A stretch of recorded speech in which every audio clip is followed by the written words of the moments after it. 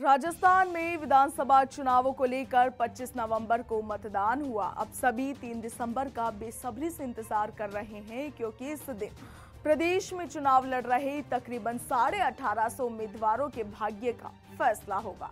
चुनाव परिणाम को अपने अपने पक्ष में करने के लिए कांग्रेस और बीजेपी तमाम तरह की तैयारियों में भी जुट गए हैं और इन सबके बीच प्रदेश में सियासी हलकों में एक चर्चा जोर पकड़ रही है और चर्चा ये कि यदि किसी भी पार्टी को बहुमत नहीं मिलता है तो गहलोत और वसुंधरा राजे मिलकर सरकार बना सकते हैं।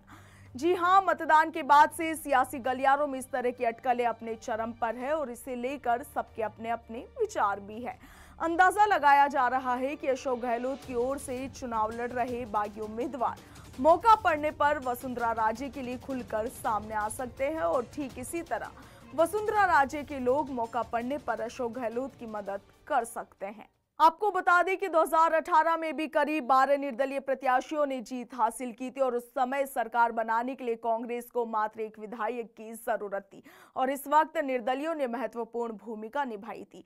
अब संभावना ये जताई जा रही है कि इस बार भी निर्दलीयों की संख्या और भी अधिक रहने वाली है, क्योंकि दोनों ही पार्टियों से बागी उम्मीदवारों की संख्या पिछली बार से कहीं ज्यादा है। बताया ये भी जा रहा है कि इनमें से बड़ी संख्या में बागी प्रत्याशी जीत भी रहे हैं। ऐसे में अब सियासी हलकों में चर्चा बनी हुई है कि वसुंधरा राजे भी अपने विधायकों को साधने की तमाम तरह की तैयारियों में पूरी तरह से जुट गई है। बताया जा रहा है कि पूर्व सीएम वसुंधरा राजे निर्दलीय और बागियों से लगातार अंदर ही अंदर संपर्क साध रही है।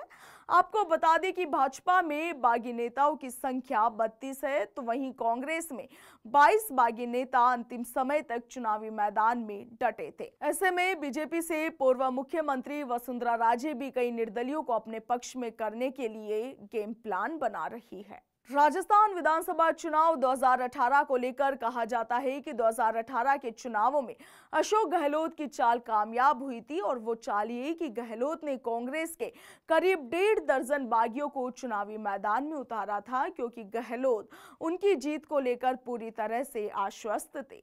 आखिर में कांग्रेस पूर्ण बहुमत में नहीं आई और गहलोत का प्लान कामयाब हो गया और अशोक गहलोत ने बागियों के साथ मिलकर अपनी सरकार बना ली और ऐसा ही कुछ 2023 के चुनावों में होने की संभावना जताई जा रही है। सूत्रों की माने तो इस बार वसुंधरा राजे भी कुछ इसी तरह की रणनीति में जुट गई है। वसुंधरा राजे के करीब खास 20 लोग बागी की हैसियत से चुनावी मैदान में अपना भाग्य आजमा रहे हैं। ऐसे में अटकलें लगाई जा रही है कि अगर ये जीतते हैं तो वसुंधरा को मुख्यमंत्री बनाने के लिए बीजेपी के साथ आएंगे, लेकिन यदि पार्टी राजे को सीएम नहीं बनाती है तो ये कांग्रेस की सरकार बनवा सकते हैं। आपका इस पर क्या कुछ कहना है, कमेंट सेक्शन में जरूर बताएं। नमस्कार।